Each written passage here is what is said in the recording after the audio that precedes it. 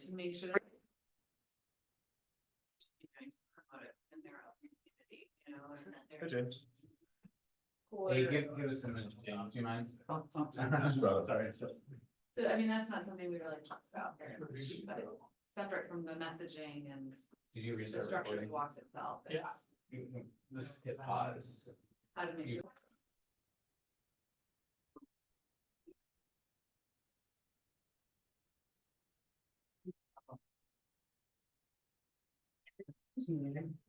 How are you? Now. I didn't see my phone back. Here I am. I'm good. How are you? Wonderful. No, you're good. Did you, I don't have any printed agenda. Do I you have a need? few. Okay. It's not enough to one. Did you know? That's what I found out on my bike. So did I meet you? I want to make sure I give you this before I leave. Oh, That- okay, But great. it was so good talking to you today and I was definitely gonna do it. Okay, Yeah, count me in on it.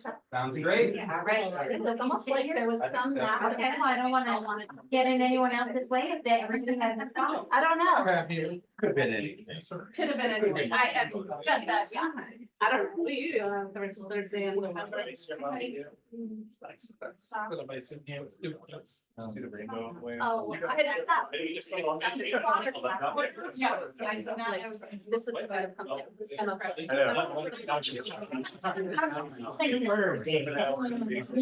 Like, the lights really awesome, it's raining, and there's a rainbow, and it's sunny.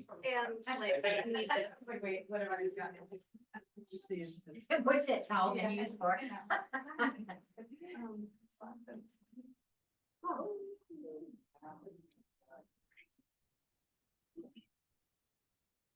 I think I picked the perfect spot. I'm not on the camera. Depends on what you wanna do. That's right, I know. I think I'll just, understand, it's going to be a solo camera. solo camera, just on me? No. And you're required to have a full hour. Okay, all right, I'll start prepping right now. Was it before Dr. Pepper? Yes. And I have the head of the table. Let me, Ben, I'm gonna give you this. Oh, you want me to see Actually, it? Kyle, do you wanna just, in case people come in and they need to get admitted? Yeah, I got to. And then I will, take notes. Thank you, Tommy, for doing that. Well, I'm not good at it, so, I just do, Are you waiting to be fired? It's done, like, I mean, when you do it, it's done. James, When you do, it's done. you know, That's right, we're satisfying the like, requirements. It's very late. did someone prop that door open? So we are recording right now, just FYI.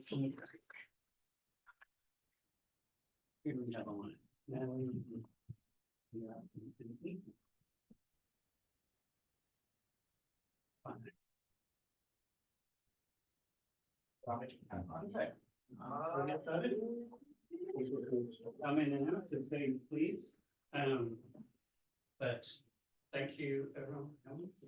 November feedback meeting, it's good to see so many people there and so many new faces. We've got, it looks like 5 people online, is that right? 3. Oh, 5. Yeah. Thank you. Can we You as the host. Oh, cool. Natalie's on there twice. She's key. She wants to make sure she doesn't miss it. If only we could clone Natalie. Could we get a confirmation that people are hearing us okay online? Just before we start. Yeah. Great. I'll take that raised hand as confirmation. Let's start with introductions. Just name, maybe your neighborhoods, and why you're here tonight. Yes. I'm Jen Fleischer and I live in Belmont neighborhood and I'm here for so many reasons. Just to be here with all of you. Thank you so much.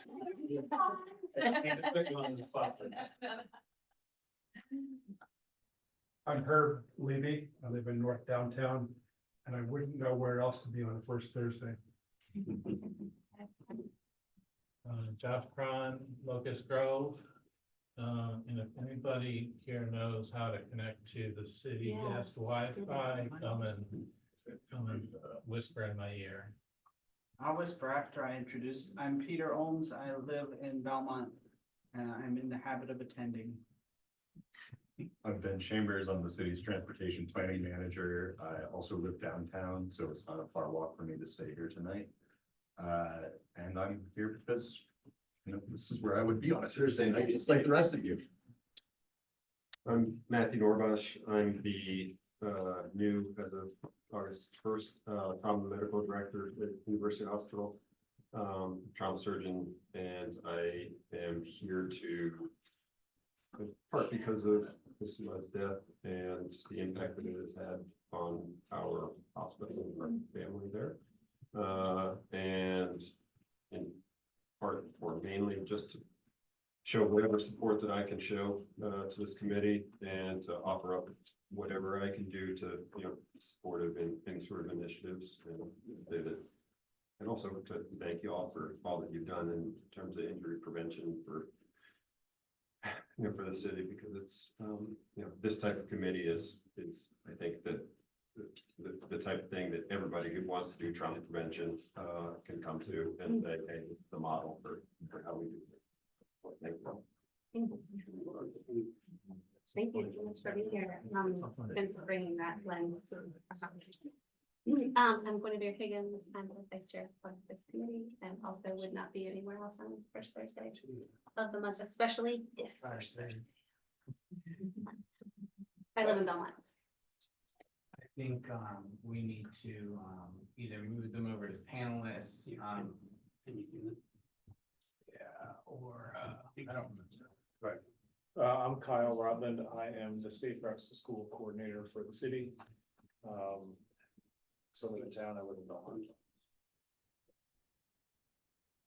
I'm Tommy Sokranik. I'm the bike and pedestrian coordinator. And Martha Jefferson neighborhood. And I just wanted to, you know, help make the city more bikeable and walkable. I'm Connie Clark and I work with Dr. Norman. I'm the injury prevention coordinator for the trauma program. And I'm here. Well, I had a wonderful conversation with Tommy this afternoon about hopefully partnering up to do some things on campus and some awareness, education things, because in addition to what we've experienced with our family, I also notice on a daily basis, and I love the scooters because I'm riding them with my grandsons all the time, but all of the students that are without helmets and texting and scootering and just happened to witness a crash the other day where thank goodness they didn't end up with you. But just feeling, you know, like I just want to be part of the work you guys do. And like he said, if there's anything I can do to be supportive, or Jen knows me. So she does. Yeah. So that's that. I'm Pat Healy, it's Ridge Street neighborhood, and I'm one of the city's representatives on the Transportation Advisory Council over at MPO. And I'm here tonight just because of that, and fly on the wall. Who's here? What are they talking about? What do they like? What do they hate? What's going on? Because we talk about that stuff over there too. Is that CTAC that you're talking about? What's that? Is that CTAC that you're on? Yes. Thank you. It's your turn. Oh, no, wait. You? I think it's over to you now. Okay. Yeah. Calling in from the overflow area on Peter. I love it.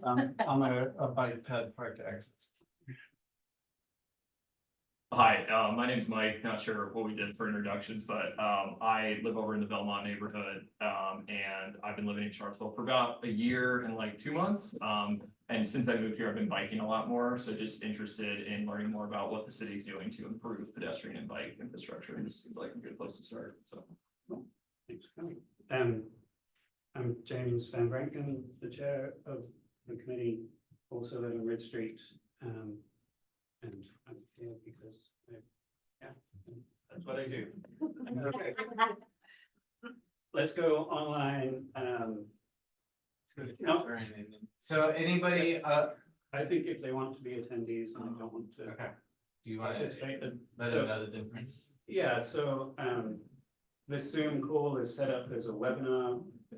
So if you would like to be a panelist, which means you have all the rights of a normal Zoom call, essentially, you can speak and participate and we can see you, then you're welcome to do that. If you would like to just stay as kind of a more anonymous audience member, you just want to listen in, that's also totally fine.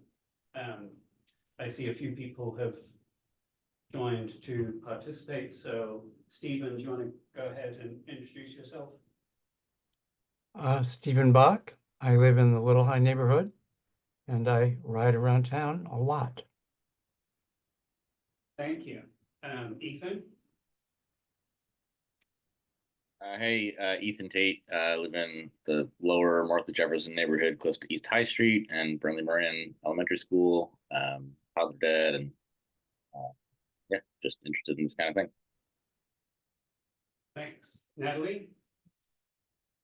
Hey there, Natalie Oshrin, Charlottesville City Council. I live near, I guess, East High Mead Park area, and bike ped infrastructure is kind of my whole deal. So happy to be a part of this group.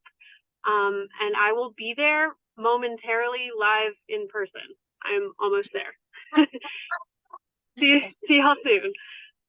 See you soon. Josh, if you're free, go ahead. Hi, I'm Josh Karp, live in Fifeville. I volunteer at Seville and I run the e-bike library. And I'll mostly be listening tonight because my kids have just arrived. Thanks for being here. Meredith? Yes, hi. We're just doing introductions here. Hi, I'm Right. Meredith. Right. Thank you.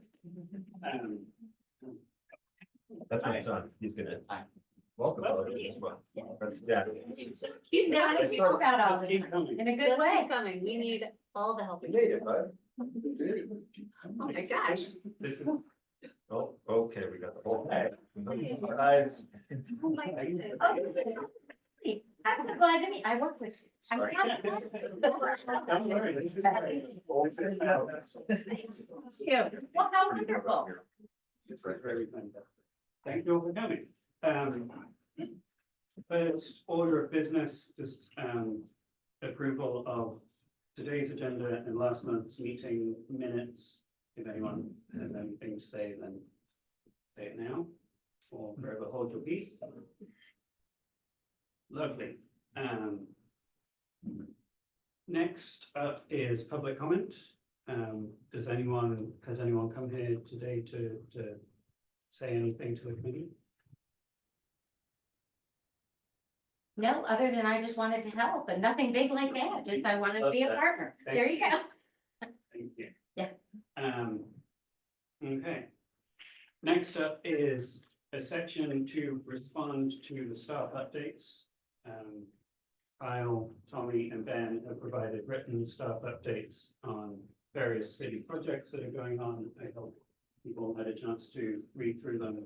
This is an opportunity if you needed anything clarifying, if you had any follow-up questions, to go ahead and ask them now. And I suggest that since a number of people here for the first time probably didn't have access to the written materials in advance, that the staff be kind enough to hit a couple of highlights so that those who haven't had a chance to read at least get the. Sure. Thanks. The cream. Thank you, Herb. That's nice. Sure. I'm just like a short one, so I'll Go for it. So we'll start first with safe routes. Yeah, so safe routes, the kind of the main highlight is speed. Camera enforcement in school zones. We'll have 3 of them, as everybody knows, we've been talking about it for a long time.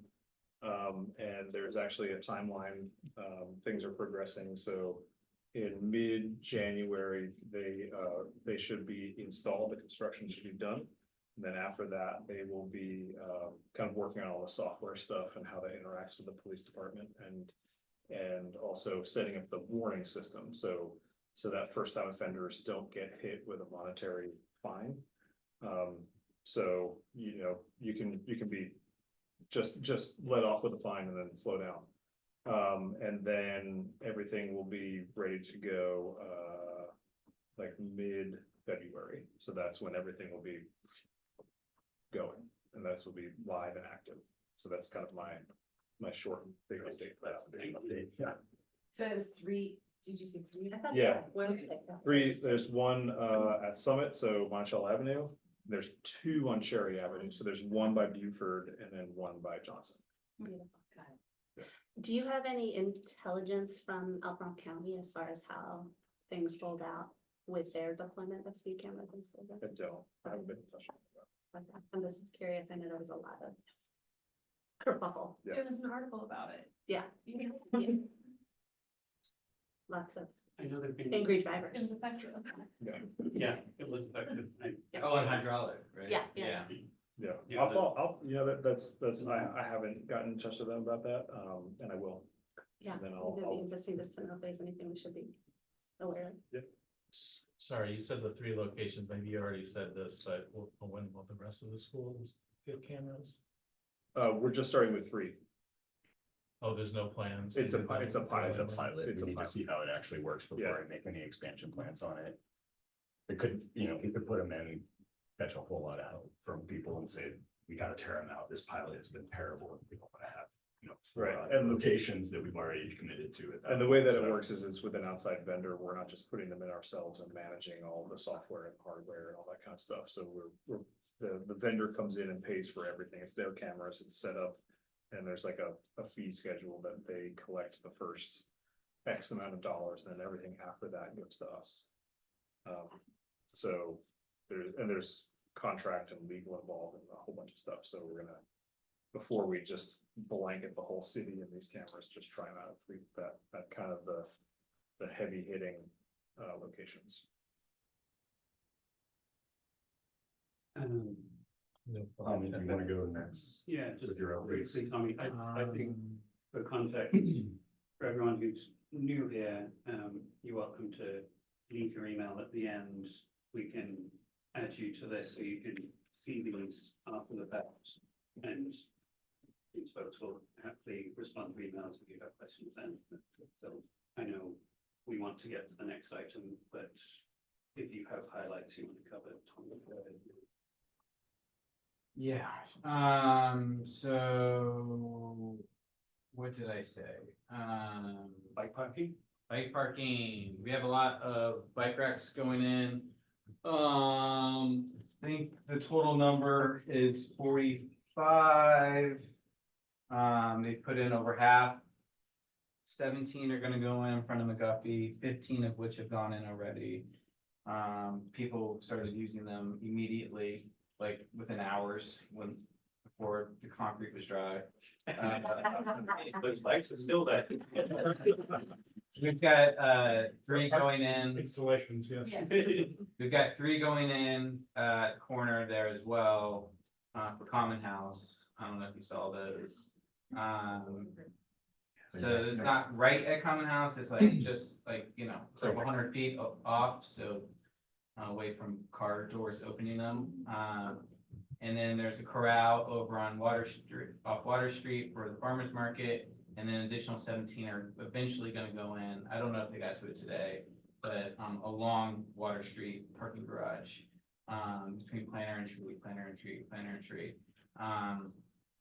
One has gone in front of High Tour on Allied Street. One has gone in at the Equity Justice Center off Preston, Grady and all that, by Corral. And 3 have gone in at Market Street Park as well for the library folks, because that one's always full. And then we've got 18 corrals on their way, getting delivered here in a couple weeks. That Kyle's gonna deploy at the schools. And then I've got 3 extra ones. And I may have found locations for them already, but I did ask in the announcements for ideas for that's an ongoing thing. If you have ideas of where bike rides gotta go, just let me know. But I think I may have already found the 3 locations for those 3 now. And then we'll have another phase once all that's kind of out and about for more. So, yeah, Great, um, thank you. And one of the things was updates on the quick build list. For those of you who don't know, this committee has a subcommittee that meets on the third Thursday of the month to talk about quick build improvements.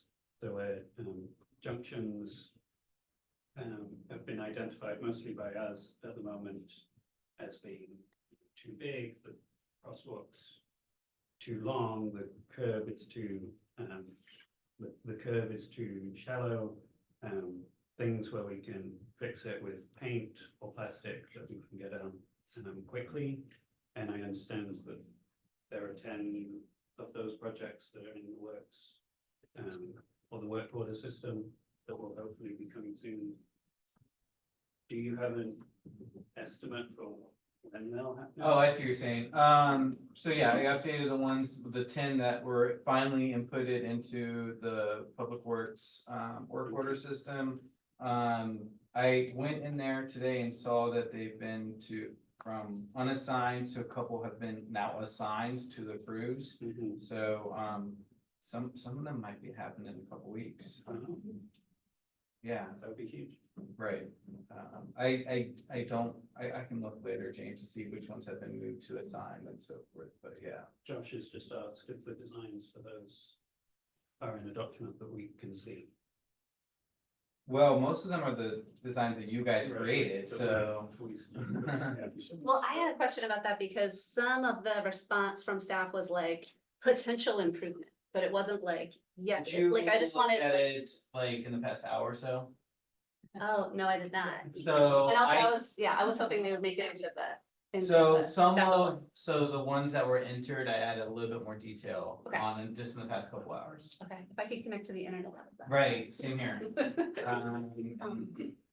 Okay, well, we can talk about it in 2 Thursdays. Yeah. And I encourage all y'all to join the Quick Build Committee. Yeah, I did add, so like, Okay, great, the thank ones you. that say potential, I added like what that meant. Great, thank you, super helpful. Cool. Ben, do you have anything? I feel like my updates are mostly related to the next bullet, so we could go ahead.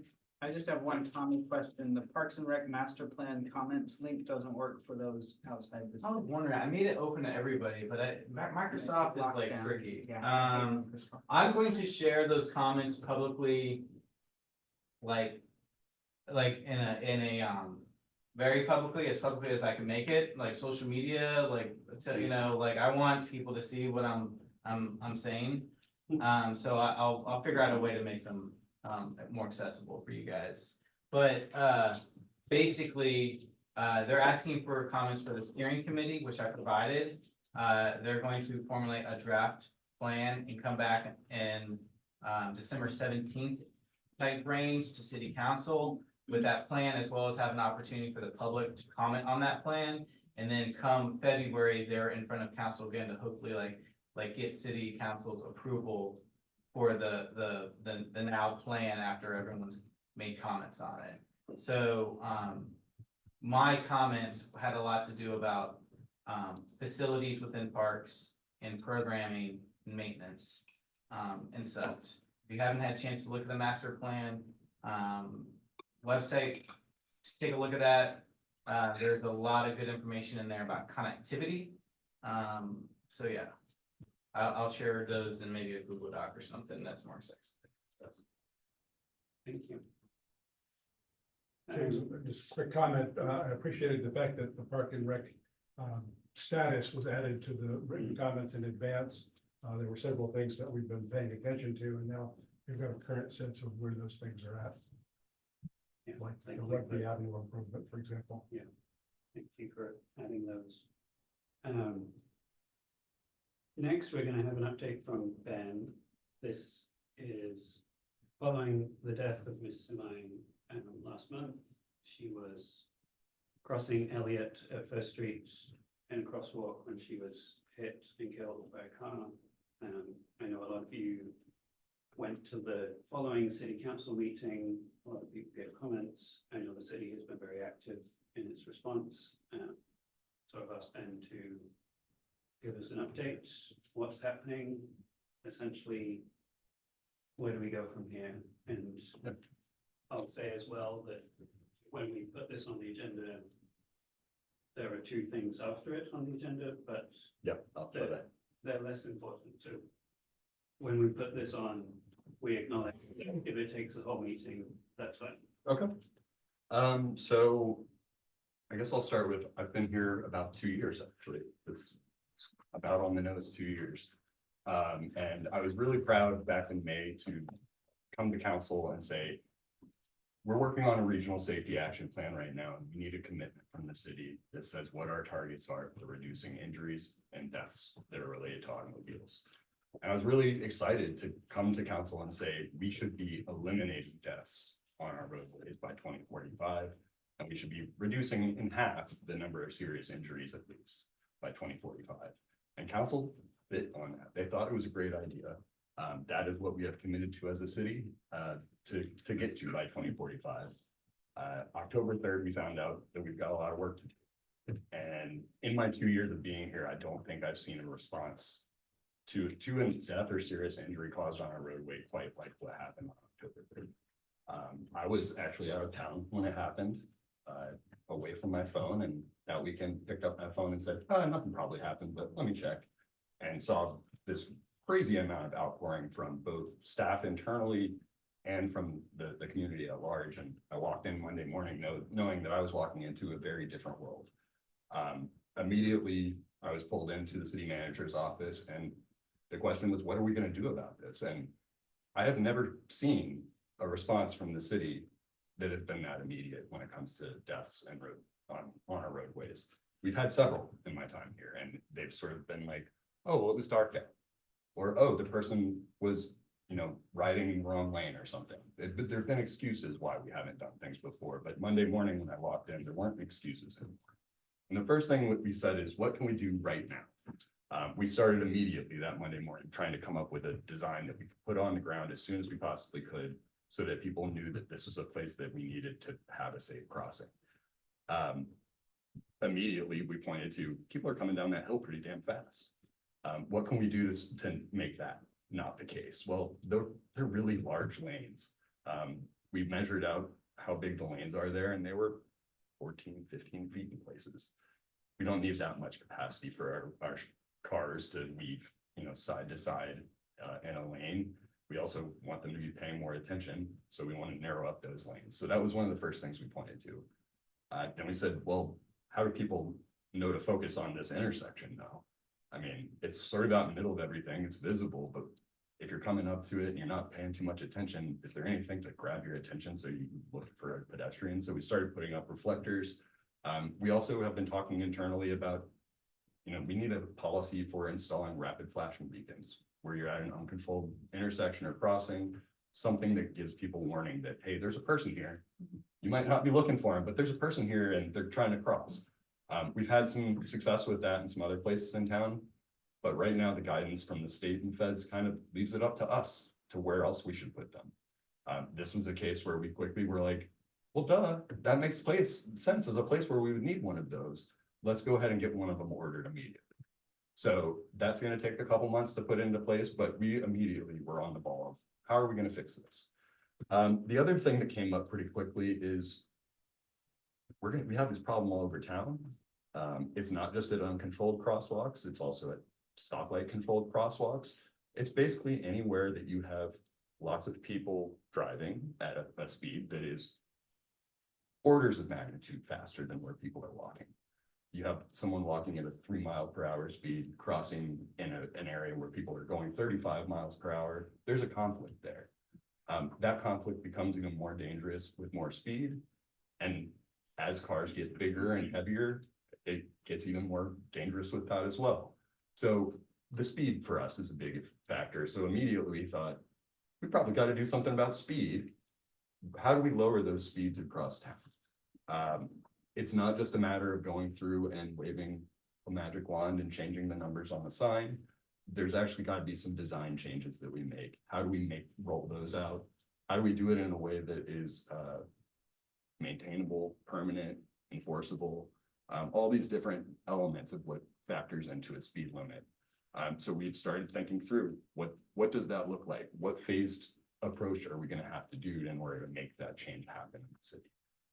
Something we're working through right now. It's very exciting work. That the last thing that we sort of came to a conclusion of is even with the, you know, addressing the speed limits, even with figuring out where we're doing traffic calming, even with identifying where there are dangerous intersections, we are still kind of just picking at the scab from different points, and we're doing it in a very siloed way. We're not actually addressing the system as a whole. It just so happened that at around the same time, we had meetings scheduled to start doing strategic planning to support the council's adopted strategic framework. And we sat down in a meeting right after this event happened and said, how do we get to that strategic goal when we have all these different plans that don't agree with each other? We have all these standards that are outdated and don't agree with the plans and don't agree with current best practices. We have a lot of blind spots when it comes to data that we need to prove where we have these needs. And it slowly dawned on us, we don't really have an up-to-date transportation plan for the city. It's probably time for us to start scoping one out, figuring out how that goes. So we're not just looking at, can we slap a Band-Aid on it today and call it done? We're not just looking at one location. We're not just looking at speeds. We're not just looking at traffic calming. We're looking at all of it. And we're trying to figure out how we phase our way into implementing some of these things in a way that staff actually has capacity to do. And we're also looking for, where do we need to ask for more resources? Where do we need to ask for more staff? Where do we need to ask for more funding? And where are our opportunities for doing that? So it's a lot of interesting self-reflection that we're doing as a city right now. It's a shame that it took this event for that to happen.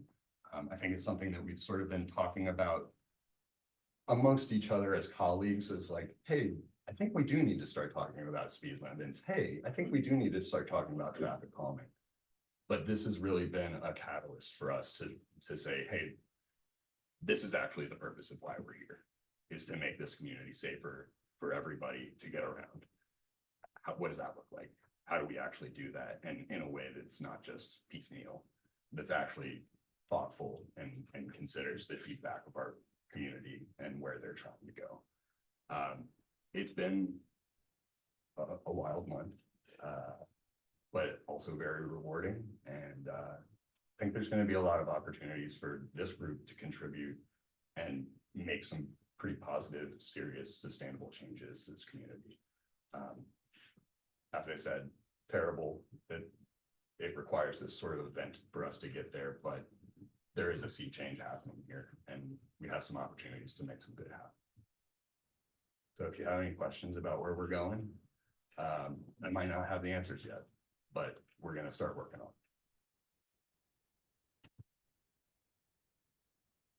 it. Yep. And You know, like, what's the average in the last while, I don't know, for how many pedestrian deaths there have been in Charlottesville? yeah, so that's something that they looked at for the Move Safely for the Ridge study. And part of the reason that I felt totally comfortable going to council and saying, yeah, we could eliminate deaths is we don't have that many. Compared to our surrounding counties, they have a lot more deaths on their roadways. They have a lot more high-speed roads on their road networks too. We're talking about rural places where people are doing 45, 55, 60 miles an hour. When they get in a car crash, doesn't look too good for them. On city streets, we have much lower average speeds in general, so that helps with our fatality rates. It usually goes anywhere from 6 in the worst year, which was, I think, maybe 2015, 2016, somewhere back that far, to many years of 0. So for us to say, well, on average, we have 2 a year, a lot of the surrounding counties said, well, we're only going to cut our deaths in half. And when we looked at our average and saw 2 a year, we were like, well, what about the other person? We're saving 1, what about the other person? So why don't we just go to 0?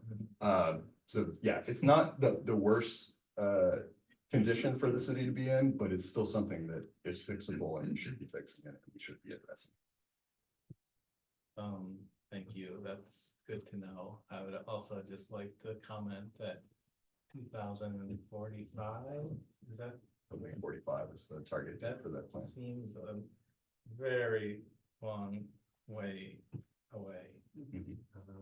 Like babies being conceived tonight will be going to the bars. That, like, Yep. that's the generation of.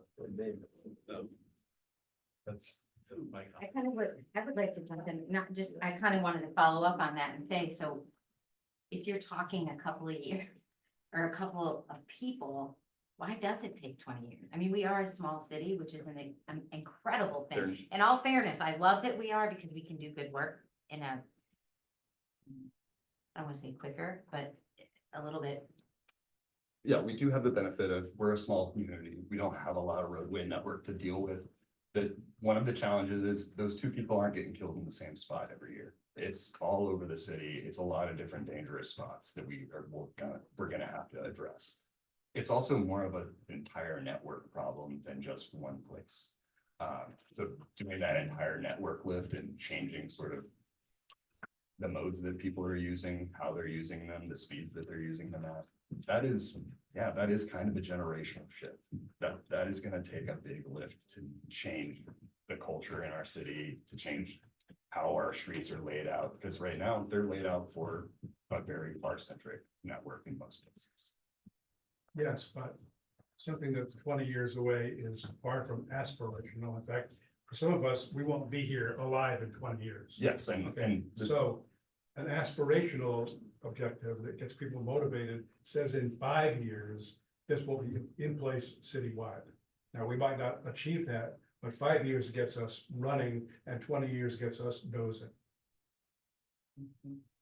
Sure, and I don't think we're depending on that 20-year horizon as our target necessarily.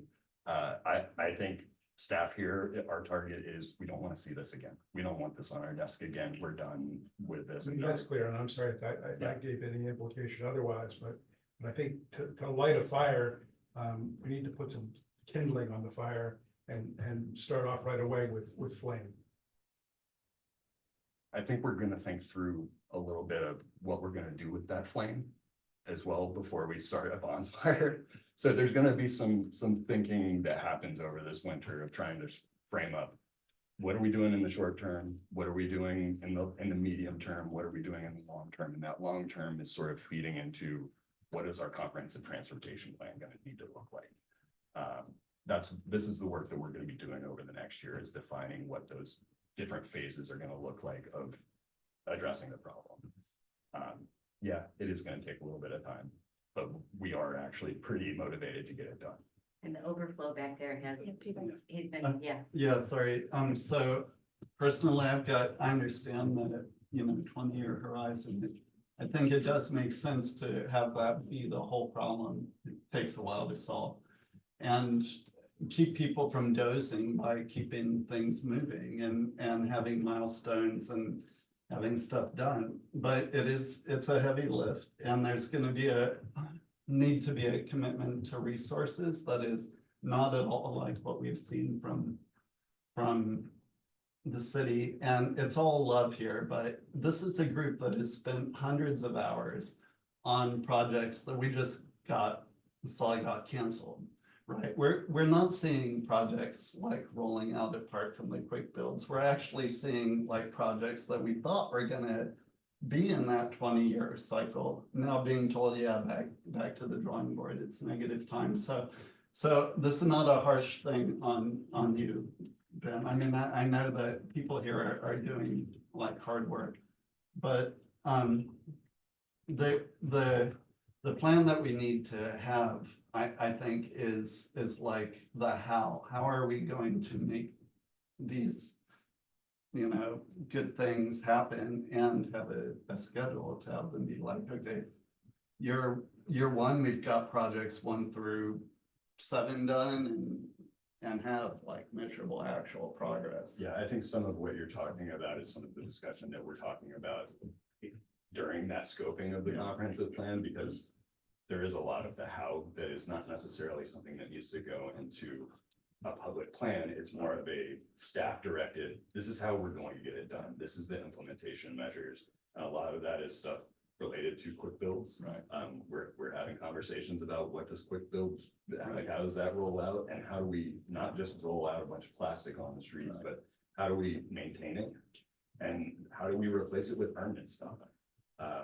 That there is some messaging that will be going to council this year when we're talking about our capital requests and our staffing requests that, hey, you might not be seeing a bunch of stuff here, although, you know, I'm asking for $5 million with the sidewalk funding, so it's a big number, but there's other stuff we're gonna be asking for next year. We're thinking through a lot of new investments that we're gonna have to make, and we're gonna have to figure out how to prioritize and figure out what the pacing of that is based on the funding availability. Yeah, I mean, the Belmont Bridge is accurate to the inch, but on the like time dimension, oh my God. Yeah. It's so far off, Yeah. like could not be more far off. And the Belmont Bridge is the one that got built.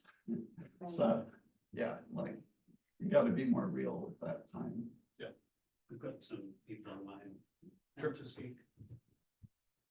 Ethan, do you want to go first? Sure, and as Peter said, this is not necessarily directed at anybody on staff in the room. Tommy, Ben, Kyle, I know you're working your butt off on this stuff, but I share the sentiment that 2045 is just a wet fart noise to me.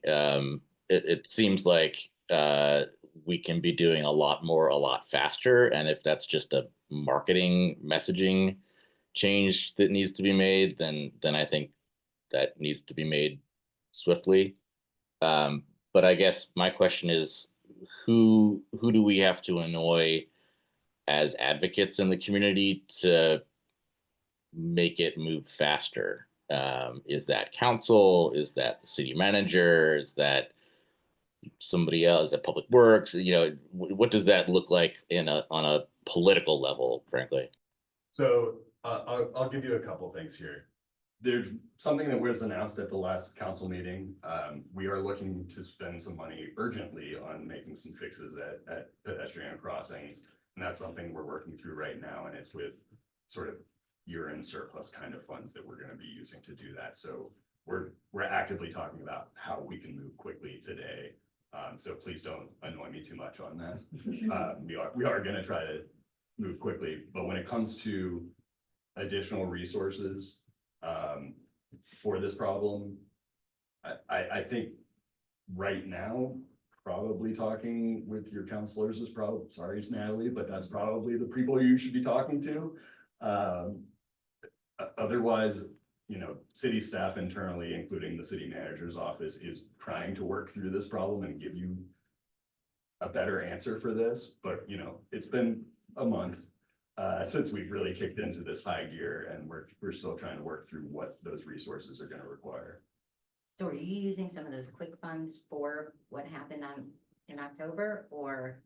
So what happened in October, the quick build stuff that we put down? Oh, that's from quick build, sorry. That comes from a fund that we call neighborhood transportation improvements that is supposed to be sort of both proactive, but can be reactive to events, just so we can get something on the ground and maybe recognize that there's a problem. What I was referring to about what was announced at council at the last session is additional funding on top of that the city manager would like to see us spend within the next year. So, yeah. And it would be on that and a couple other intersection projects. Okay, thank you. If I could follow up quickly. On Please do. So, I don't know if I'm in here, but hey, the advocacy from the public is great. One of the things that we noticed after the incident in October is we got a lot of emails from the public that were supportive of the plans that we had in place, or saying whatever you need to do to help fund Ben's projects and Tommy's advocacy, like raise our taxes for that, or like we support them, give them the resources they need. And that's, I don't know if you saw all of those, but that was some of the feedback we were getting that I think all of us were pleasantly surprised by. The 20, correct me if I'm wrong, but the 20-year time frame is the reasonable assessment of what it takes to fix all the things that we have in our community with the annual budget that we have going into that. And it's not just. And honestly, it's more of a arbitrary time frame that was set as a part of this regional action plan. It isn't driven by us. And I'm jumping in to say that the state's plan is to reduce deaths and severe injuries by half by 2045. So it may be that the 2045 year was there, Right. and their goal is half, and Charlottesville goal is 0.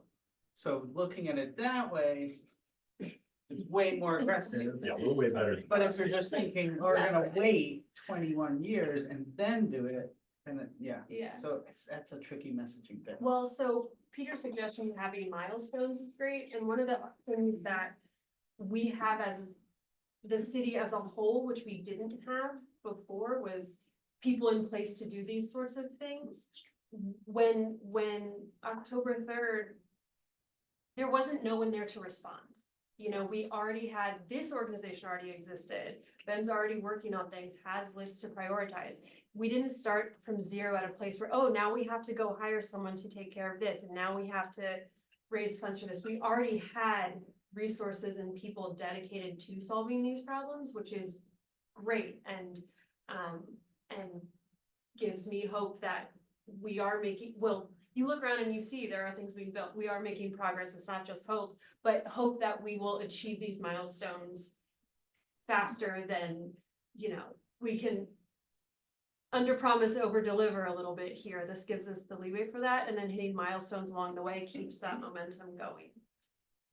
We've got many map-based plans, but we don't have very many plans that are like, how are we, what structurally needs to happen to make this happen? Like the West Main streetscape, beautiful, but there was never like, here's the hat that's gonna make that thing happen. Here's the funds that are gonna make that happen. And importantly, in this case, here's who's gonna manage the funds that come in to make that. It's partly in recognition of that and partly in recognition of, we have all these map-based plans. And sometimes they say you're supposed to do conflicting things, and sometimes they say there's enough space to do all the things when there's really not. With those things in mind, that's sort of what drove us to, oh, we need to actually sort of start from scratch and do a comprehensive transportation plan that addresses all of these things in a more holistic way, because the guidance that we have isn't telling us how to build these things or what happens when there's a conflict between these modes and you don't have something to solve them with. So we're trying to figure out how to answer those questions. It's going to take us some time to figure out what the right questions are, and so we can suss out the process correctly, but we at least are at the point of, oh yeah, we need to have a process. We need to plan this out. We need to figure out how we're going to get from here to there. But you got Josh online with raised hand. Josh, you wanna? Yeah, sorry. Am I on a big screen? Yes. Oh no. I want to ask a question, and I'm almost sure that I know the answer, and it's a good answer, but I want to ask it out loud anyway. Not to snipe at people who came before you all on staff. That's for another time. We've had a lot of city plans that took a long time to develop and that you're now stuck with trying to make sense of now, and will never be implemented. I think the way that we get to a good comprehensive plan is by trying stuff and observing the results. And I think we're all aligned on that. But I strongly hope that we don't call specifically Elliott good for now and spend the next year or 3 planning and then do the thing later. I hope that we are doing improvements specifically on Elliott, like this year and next year, and that by October 3rd next year, people are going measurably slower there. And we learn from that, and that feeds back into the comprehensive plan that you're doing, which will take more time. But just to make sure we're on the same page, we're not pausing improvements on Elliott to do the comprehensive plan, right? Nope, and we're not even pausing improvements to other parts of the city because of the comprehensive plan. We are still moving forward with figuring out and implementing lowering speed limits. We are still looking for how we're going to implement and test traffic calming devices so that we can figure out where they work and program them into our comprehensive plan as something that we just do on our local streets. So yes, we are not pausing the work of improving the city so that we can, sit in a room and think about it some more. We're gonna do both at the same time. Right, because I think we're just agreeing, we both can't afford to wait, but also the plans that you come to eventually will be better if we've tried a few things in the meantime and seen what's worked, and then our plans will actually be effective once, if we ever do them. Yeah, a lot of what we're trying to get out of this is improved standards, improved best practices, and we're not gonna be able to do that without learning from some of our colleagues around the state and around the country, but also trying some stuff for ourselves because we're unique and special. And we need to prove that we are doing it better than other people. So yes, we're definitely going to be testing some new things over the next couple of years as we gear up to do this comprehensive plan. And do you want to know? Yeah, I have 2 questions. I was interested in that feedback part that you mentioned, that it will take that. In the now, is there already a mechanism for like, I want a blinky light at my crosswalk? Is that, there is already something rolling that? Your crosswalk's gonna get some improvement. So- Is that, yeah. So something that we're trying to work through sort of standard policy for that as we test some of these things, but now that we're talking about putting lights out on the street, the guidance for the quick build subcommittee has basically been go out and replicate things that we've already done, find other places for us to do that. That guidance is still going to be the same for quick build subcommittee, and now it includes flashy lights. And until we have a standard response, it's going to be sort of an ad hoc of yes or no, we're going to put them in, but we are currently working on what is that standard? Where does it work? Where do we want to make sure that these get put in throughout the city? When So you say standard, you mean like the criteria? what are the criteria that Okay, we're judging on? Because And how do we make sure we're deploying this kind of infrastructure equitably? Right. yes, and part of that is going to be we're talking internally of we're looking at it from we might need to come at that question of where's the list of problems from 2 different angles. We need to come at it from the sort of staff-led, we're the experts angle of where we think things are, but we also need you to tell us where the things are. So we're going to be leaning on VPAC and Quick Build Subcommittee to identify where are these crosswalks that have the problems that we need to be addressing. And then we're going to get together and compare lists. Yeah, because I think this is still part of the first question, that what I'm really concerned about is that sometimes the experts only get the data that's available, which is often fatalities or extreme visiting you. Yes. But the near misses worry me way more than that. And so, or no, as much as that. I'm sorry, I didn't mean that. I was like, that sounds terrible. They worry me just as much, sorry. No, pleasure. And that I know. I don't care about everybody. we do have near miss reports, and that will Okay. be something that we factor in. That's something you can report on my CIDL is near misses. Okay. And that comes to me. Oh, okay. But we will That can use, go into the that is a file data criteria. that we would look at, but we recognize the same problem internally. It's like, we can't just dictate where all these things go. That's absurd. We don't know where all these things go. We need feedback from the community at large because we don't want a bunch of 40-something white men in a room saying that they have all the answers. Right. So we are reaching out to BPAC and saying, hey, this is a good idea for you guys to give us some advice here, since you're an advisory panel, but also there's been some discussion through BPAC of there needs to be more outreach from BPAC into the community. This is an opportunity for y'all to take that role and run with it and figure out from the community where are your priorities, and then from our side we can look at data and we can put on our expert hats and say these are where we would put them if we were thinking this through, and then we can compare notes and see where is some overlaps, where are some things that y'all are missing that maybe not showing up in your outreach, where are some things we're missing because it's not showing up in our data. Did you, I'll go after. Just a clarification, just to sort of maybe clarifying, I'm new to this community, and where other in Pittsburgh previously, we were in the city. And after a year or 2 years, or several years of on our busy street requesting speed bumps, eventually we were able to get speed bumps put in, and entirely changed my view of how the city worked and entirely changed my view in a very supportive way of me saying, hey, they just did this great thing that really changed my quality of life, having speed bumps out in front of my house. And so I think that maybe what you're getting at, and I may be putting the words in your mouth, is that having some mechanism by which, and maybe this is already in place and I'm not aware of it, having some mechanism by which people maybe not on this committee, maybe just people who are citizens, you know, who live in Charlottesville can go to My Seville or can go to somewhere and say, hey, this is an area where people drive way too fast, somebody's gonna get hit here.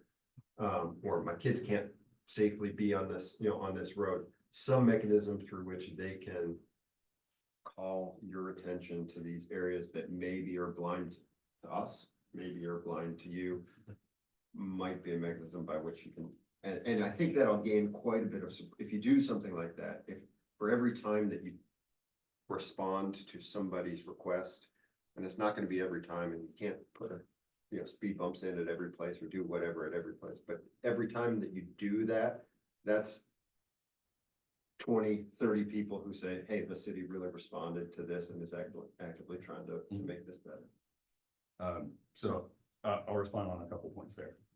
We do have My Seville, and it does have some requests for a traffic calming or something in there.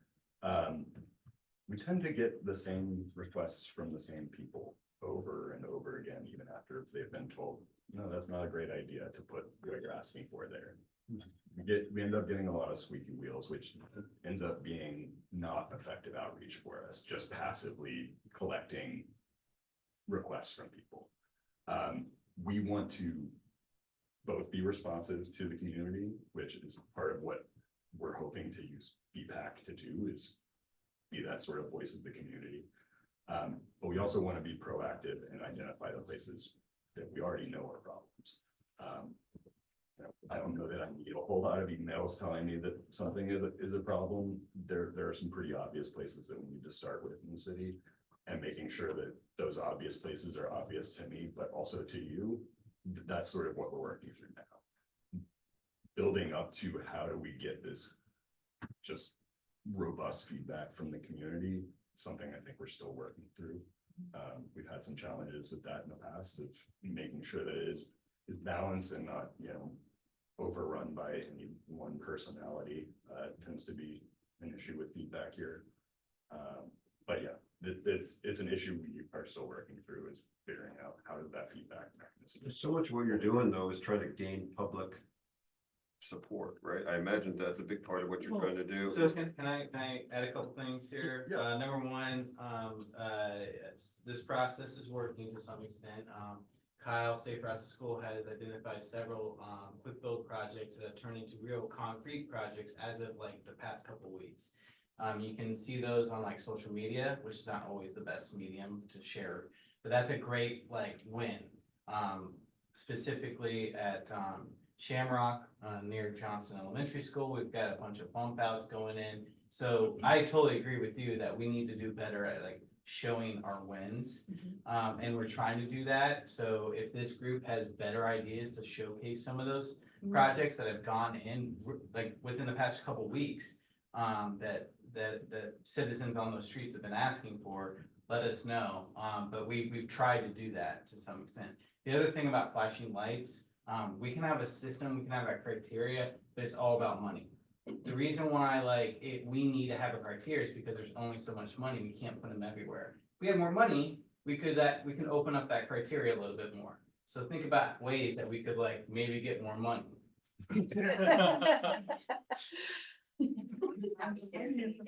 No, it's okay. I would say as well, Move Safely Blue Ridge had, like, as part of their engagement survey or process between spring and summer this year, they had maps, like, they had maps where people could hit the map and I'd like get into great detail about what the issue is at that specific spot. So that is a resource. It's kind of disconnected from, like, I'm not sure how connected it is to, the city or anything, but yeah. But they've tried to get out there, I guess. Yeah, and we're a partner in that study. Yeah. And oh, it's funny. I literally just got a phone call from Move Blue Ridge Bridge today, I haven't called him back, that wants to get P-PAC involved in that process again. Yeah, they're about to be rolling out their public so- engagement. It started today. Yes. Yeah. So the second, true. second round of their engagement process started today, and it's take our brief survey by December 6th. So take their brief survey by December 6th. We'll put that on the list, sir. We're also scheduling a virtual meeting with them right now. That'll probably be the first weekend of December, or the first week of December. So they'll be going over some of their draft recommendations and observations around the city of Charlottesville. So. To expand on something that Matthew said, what you said about you asked for something, it happened. That kind of relationship, that causality is so much more effective. Like, kind of, if you're thinking about getting people seeing the city doing stuff, it's so much more effective seeing, I've asked for this and it's happened, than we know through years of feedback where things need to happen, and so we're going to do them. And so something that I've been kind of sitting with is, how can we help make that connection? Like we're doing it in Fifeville, or trying to, where we're getting feedback, and part of the issue is how to get robust feedback. The other part of the issue is, how do we get things done and get things built? What I want us to do better is to keep the connection going in the process from point A, we need this, point Z, this has been built. Like, keep talking, keep telling them, keep updating them, like keep those relationships so that when it happens, when we're trying to spread the word, we have something concrete to point to. Like, hey, a year and a half ago, we spoke to residents of Fifeville. They had concerns here. Look what's happened. And so that's something that I want us to think about. And as a committee, I think that's too much of a job for you as staff to be doing. Yeah. We've got to get user feedback in the park. Well, but if we can kind of And like, I want to have preemptive celebrations of infrastructure, of like kids on bikes and people on roller skates and seniors walking and biking, and like every facet of our community enjoying beautiful new infrastructure, so that anyone is going to hate on it, because the haters, like, they hate so hard on the speed bumps, and they hate so hard on the infrastructure that keeps people from seeing you in the emergency department. And so, like, you can't hate on this party at our road diet on Fifth Street, because there's live music and there's free food, and it's everyone, every facet of our community is represented you can see in this beautiful, yeah. And by the way, that's gonna get all over TV and the media, and we are gonna like preemptively acknowledge that like this isn't going anywhere.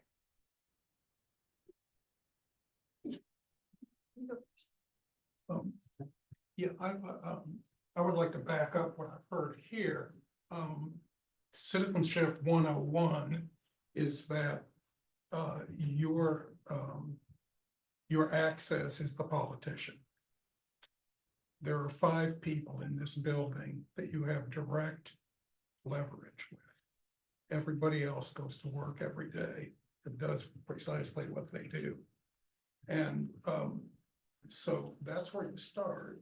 And that's also where you accelerate. You get your road diet here, your blinking lights there. And then you go to council and pound on the table and say, what are you doing about this? And that said, I've found over many years, probably more than most of you here have been alive, that going to staff with specific questions, but particularly, walk me through that, which we've heard a little bit here from the committee. Well, you got to do this first, you got to do that, then you got to call the legal guy, and then you got to, well, then you're out of the budget. So what they're doing is not dragging their feet. They're doing their jobs, and they will explain it to you. And then you'll know how to go to the politician and speed that up. Because if the issue is with the state transportation, these guys liaise with them all the time. So you know, and yeah, celebrate your wins. And if you're not getting what you want, speed it up. But, I think there's been very good information here today, and I gotta run, but I thank you all for letting me in. And Thank you for doing that. Come back. I think I'll another, see you around. Another thing to piggyback on what you just said though is like the staff updates, right? So like, you know, us spending the time to like really think about what it is that we've been working on and so that you all can provide the commentary and read about it. Is helpful to be a little bit more transparent. And also like add specific updates when there are updates from things, just so you can see that timeline happening. And sometimes hopefully those updates will include, we did this, and probably should have honestly added some more of like the ones I was just referring to, like the ones that Eric and Kyle had put in, around the safe routes to school project. Once you did, you should have 3 years. The other point that I wanted to make is this week, the city launched their bi-weekly newsletter. And back when this was initially discussions we were having, part of the reason why I wanted to launch one was so that we could report on like sidewalk of the week. Yeah. And, oh yeah, who's that? But the digital version has an extra page of links that you can click on and like, take me to this to learn more about that. So, I think, BPAC is listed on there and neighborhood walks are listed on there. So this is the first iteration, you know, we've got, room for improvement, but also it's like a great, if you haven't signed up for this yet, please do, you have to opt into it. And then this is a resource we can communicate with Acton to like get an actual photo, not just a thing, but like, hey, look at the new sidewalk at, you know, on Shamrock and. Monticello Avenue is about to have. Yeah, and so this will help keep people, you know, visibly seeing the progress we're making, even if they don't live or go to that side of town. Yeah. Just I hear flashing lights a lot, and I want to make a point, the flashing lights are great, but pedestrian actuated lights are more effective. The same infrastructural cost, but a button that a pedestrian can push. That's what we're talking about. Yeah, Yeah, we're talking about rapid flashing beacons, so you can push the button. Yep. Yeah, so that there's a safety factor, also a built-in timer on the thing, so that a kid can't keep on pushing the button and back up. Yeah, so that's the kind of thing that we were.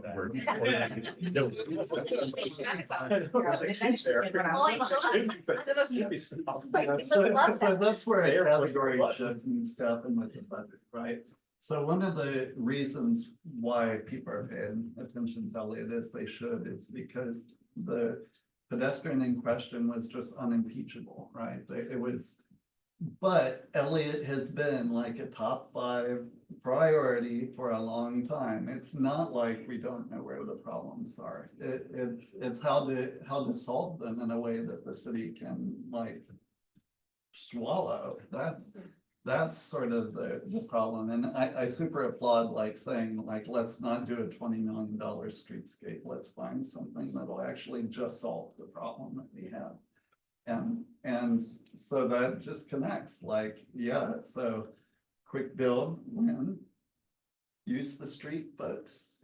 Here's one safer place, now demand more. Like that's the feedback. The virtuous cycle, you know? Yeah. Yeah, the $20 million streetscape projects are kind of a thing of history Right. at this point. Like, Yeah. there aren't many more of those going forward, so we gotta figure out what we're doing within the streets that we got. We had just gotten the ones we were gonna have. Elliott had one of those, like you know, yeah. It had a plan, turned out that it got more expensive than they planned Right. for. Yeah. It seems. Yep. We've had a lot of people talking about how we fix problems and how we're gonna celebrate those wins in all of the individual places. But I want to come back to what you said then about, I guess this is the comprehensive plan and having a system network approach. That's super important to me. I don't want to have the city always just solving problems and whacking moles, and wherever there's some horrific incident or somebody complained a whole lot because they got more time on their hands than everybody else, that those things get done. I want to have a system-wide network plan so that those things get done, even if nobody ever complains. It sounds like you were in the strategic planning meeting that I was in, because we said like literally the same words amongst staff of like, hey, your network doesn't connect with my network, and your network doesn't connect with, like, the transit folks, the bike ped folks, the traffic folks. We were all sitting in the room together, and that was it. Basically exactly what we were saying is we're whacking moles all the time, and part of it is we're not talking together about our networks and how they work together and making it a cohesive system. So it makes it difficult for people to get through it safely. And when we're talking about, you know, quick builds here and there, sometimes it just feels like a Band-Aid, and we're not actually fixing a system. We're just, you know, we're just slapping shortcuts through a broken system, and that's not going to be effective at changing how things are working. So yes, we are recognizing that inside and kind of freaking out, because now that means we have to figure out what that network is and how we get to that. And well, I'm encouraged to hear that, and I would encourage all of y'all to keep going. Keep freaking out.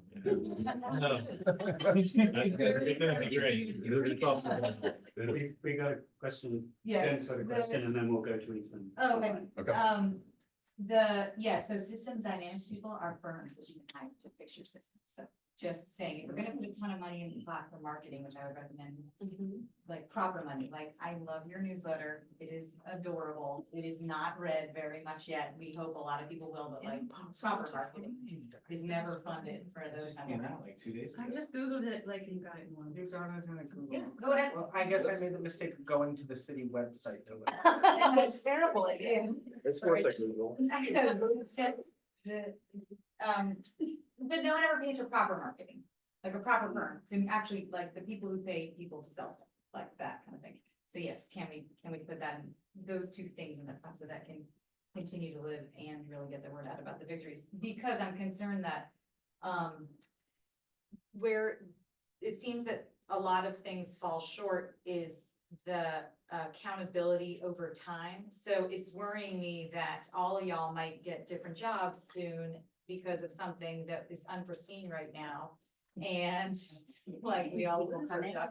And then like, how does the baton continue to be passed, and how do we really not just celebrate the victories, which I'm fully, obviously, as the marketing fan, like believe in, but the real accountability that the things are still happening regardless of y'all in it.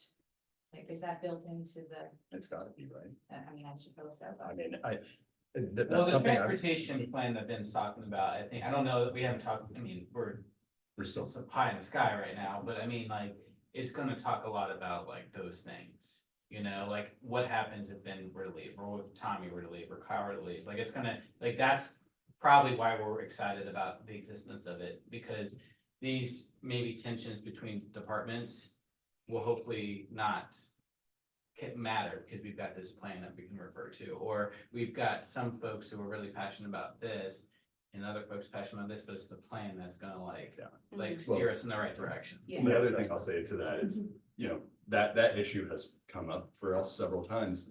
Tommy, Kyle, and I have come up with lots of great ideas in the past 2 years, and then realized, oh, we're just doing something that somebody did 4 years ago, and then they left, and then it disappeared, and there was no program. And if we start bringing this up again, people are gonna remember that we dropped the ball last time. And so that is something that we're thinking through, is what is the permanence of this? How do we make sure that this is a permanent, sustainable change that doesn't rely on the people, whoever the people are that are sitting in those chairs? That this is the city policy, this is the standards that we're carrying forward.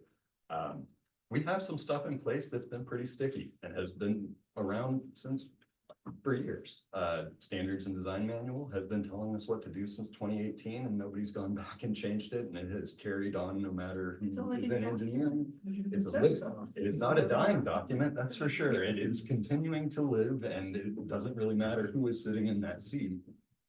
it continues forward and that we carry forward our practices. So This is part of what, this is part of kind of what Josh was talking about being proactive instead of reactive. And this is what we've talked a little bit about internally, about how do we make, you know, the things that we're doing, the efforts that we're doing, how do we update basically our standards? I'm not talking just about the standards and design manual, but like going forward, how do we make sure that like everything that we are improving or that we are updating, or anything that we're doing, regardless of if we're planning it or not, that it happens in this way that is like up to the standards that it should be, that we're kind of setting forth and putting in this plan. So part of that is like kind of trying to bake everything into not just the transportation, like any plans that we would make here, but kind of sprinkle them across the city in other departments and things like that. I mean, that's kind of bigger picture for sure, very abstract, but I mean, that's part of our thinking and going forward, which would certainly transcend any of us working here for yeah, sure. and a lot of what we're talking about isn't just like, what is MDS gonna promise everybody? It's the city as a whole. We have transportation people working in multiple different departments. We need to make sure that they're coordinated and that it's also not dependent on any one individual in one of those departments to make sure that the whole plan is successful. So, yeah. Right, just before Ethan goes, I wanted to check, Stephen, do you have something to say as well?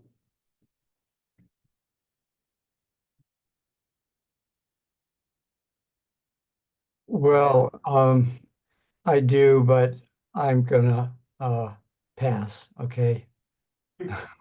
It just, you know, this has stirred so many memories and, issues and problems that, I'm just gonna, let it go for now. Thanks. Thank you. Ethan? Yeah, as I'm thinking about it, you know, the conversation seems to revolve today a lot around reducing big, heavy motor vehicle interactions with people outside of those vehicles. And that is really important. And there's a lot of overlap kind of in the Venn diagram. But I'm also, and this is probably like maybe just flagging for James as a future agenda item, I would love to have like a dedicated time where we think more about what it takes to have people like change modes of transportation. Like what are the success stories of like comparable municipalities in the US, wherever, where like they used to have a really driving heavy culture, like I think Charlottesville does, and then like what did they do as part of their comprehensive plan or otherwise to really have people change their modes of transportation and have it stick?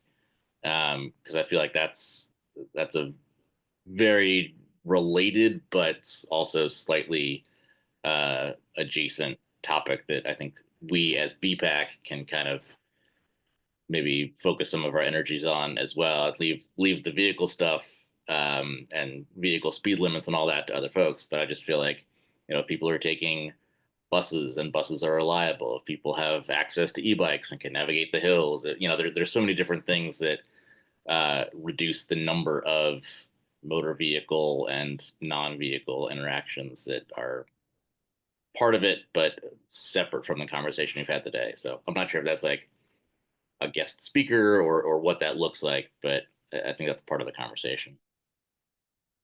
We have a big mode share pie chart in this room for every BPAC meeting. My alma Can I tell you guys what it is?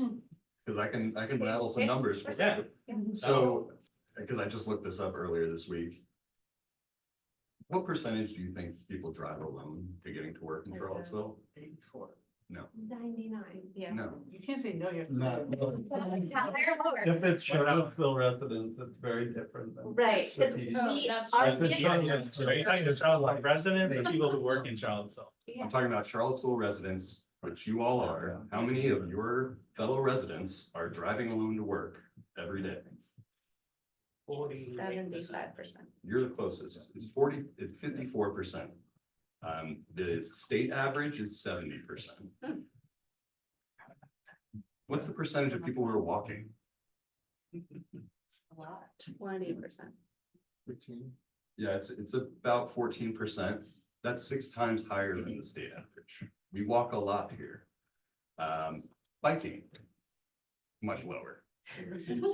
But we have like 250,000 people driving here, and Well- most of them are not the. Yes, That's not the many people problem. live It's here. all the Well, outside. do you think all the people walking and biking are coming from outside? Yeah. No. No. And the other issue is, you can also look at the metropolitan area, 63% are driving alone. It's still lower than the state Is average. driving alone, do people consider themselves to be driving alone if they're dropping their kids off to school? I think that counts as a carpool. And how, Unless you don't want to count your children as, you or not. how do people who work from home factor into that? That is a separate category. It's a They separate have okay, work so it's from tracked. home. How many of these people are telling the truth? That is Hey, a question yeah. for the US Census. Yeah, I wanna- I think people realize. You only get 10 minutes left. Yeah. Okay, Can- I need specific, things from this committee to move forward with.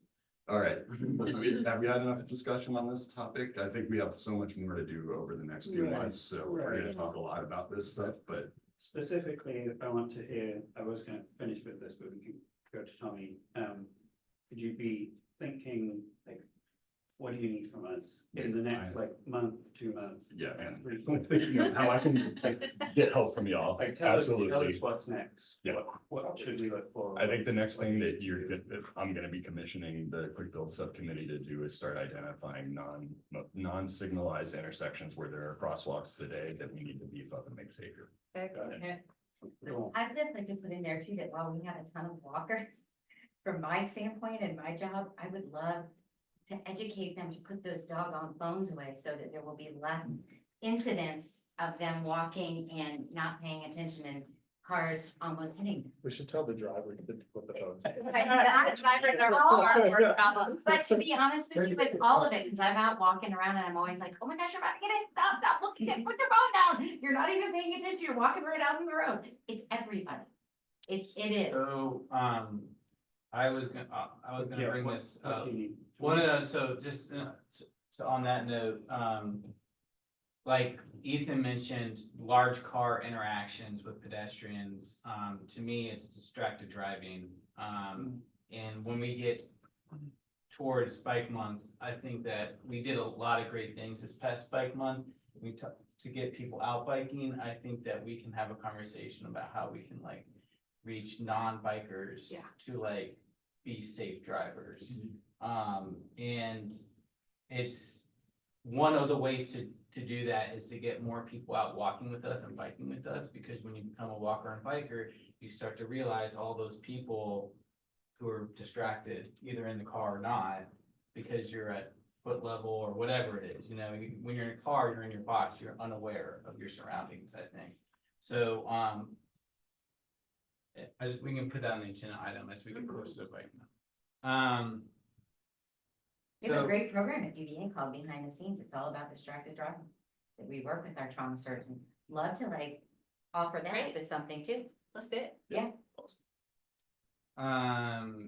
So there's 2 other items on this month's month's agenda item.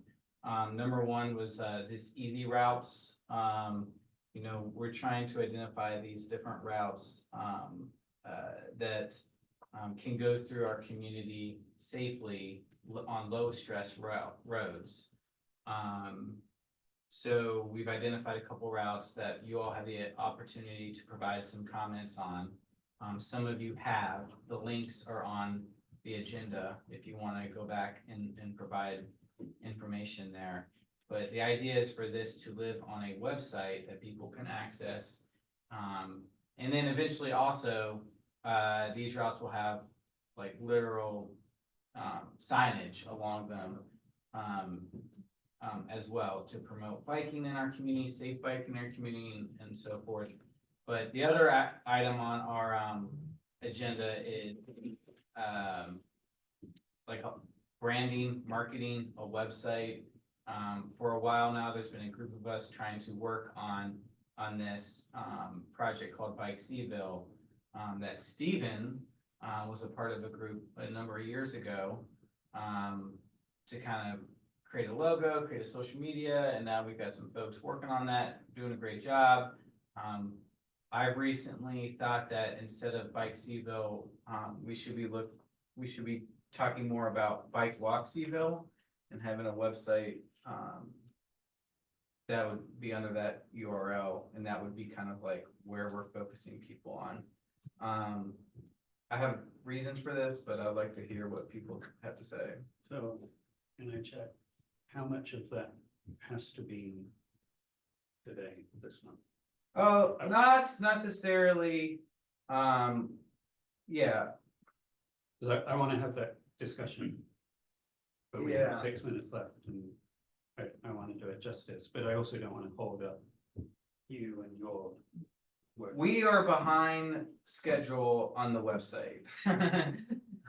We wanted to create a proposal to identify the folks to build that website sooner rather than the deadline in theory doesn't happen till like April, so that we're ready for bike month. But we were hoping to start that process in the next few weeks. I mean, can we get somebody to help us with that without the brand name in place yet? Can we punt that conversation to December? I don't know, Meredith, what do you think? Yeah, I'm gonna veto this, that I agree with, sorry, but as the person that is running the Bike Seville Instagram and Facebook, right?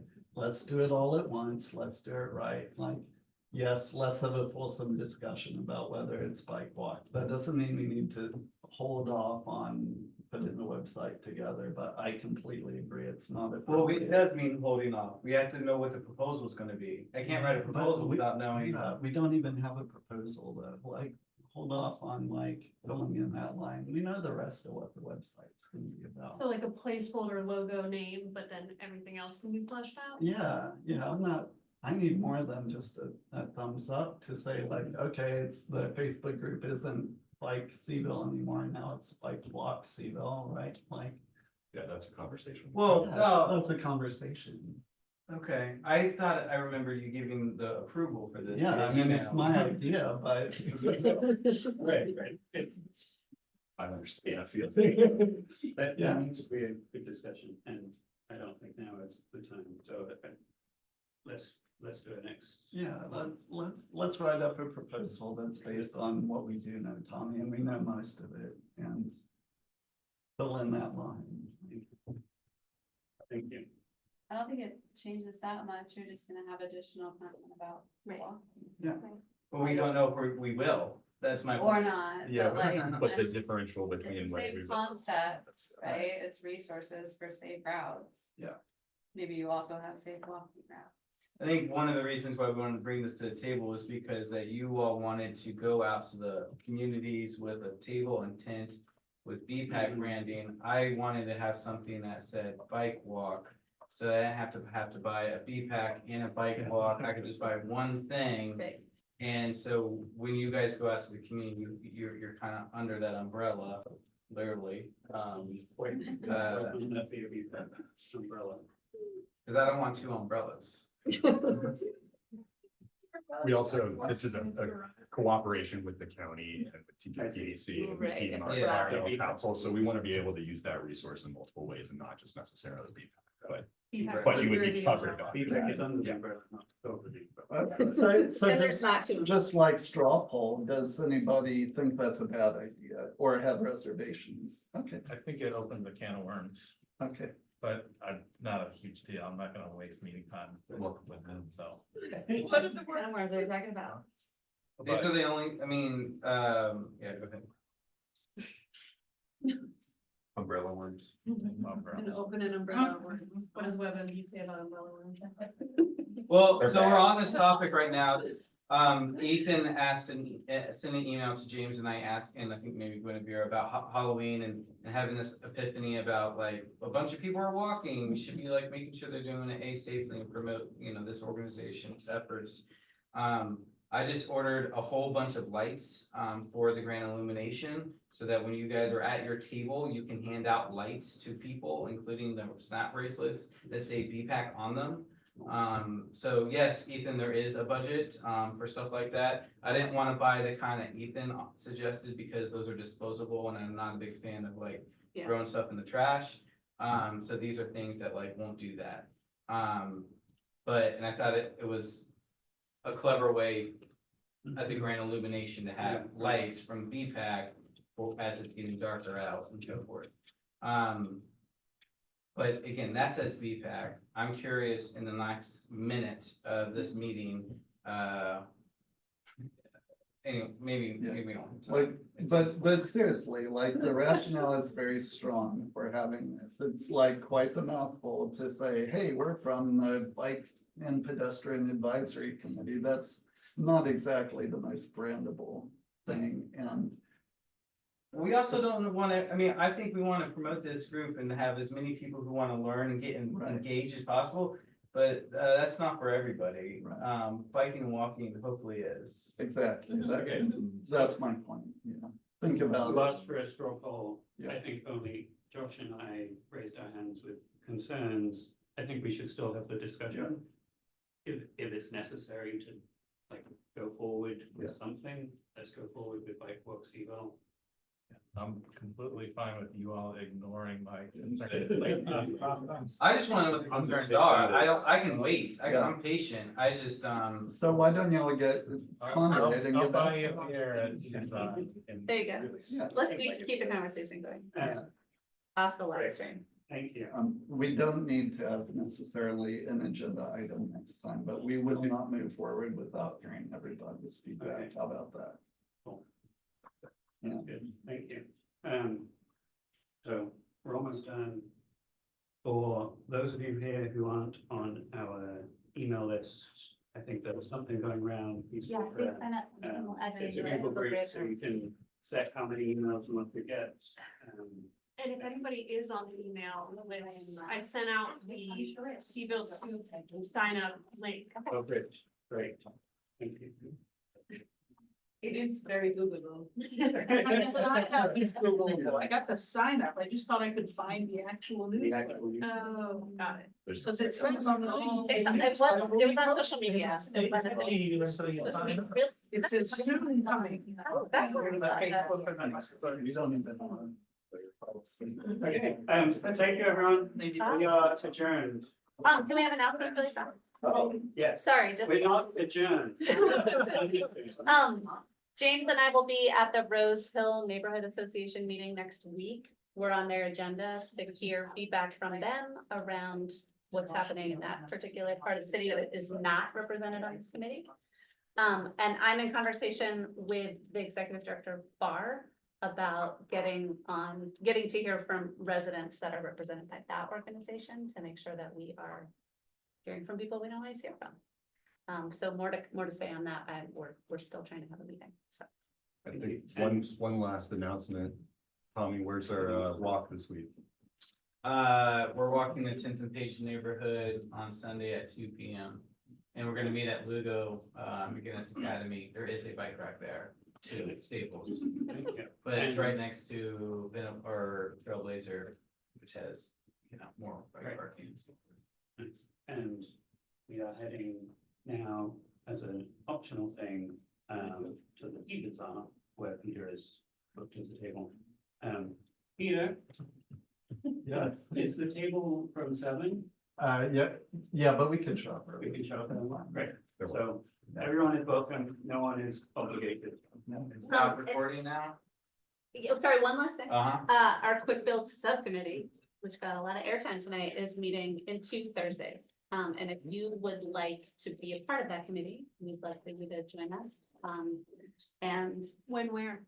It's held on Google Meet, but I would need your email address. So make sure you're on the invitation. We'll send it to the list. Okay. I think there are a bunch of things we should send to the group. Okay, yeah, we can totally do that. And also contact me if you join that committee. Yeah, Jen. Also, so glad to see women around this table. Thank you. Adjourned. Thank you.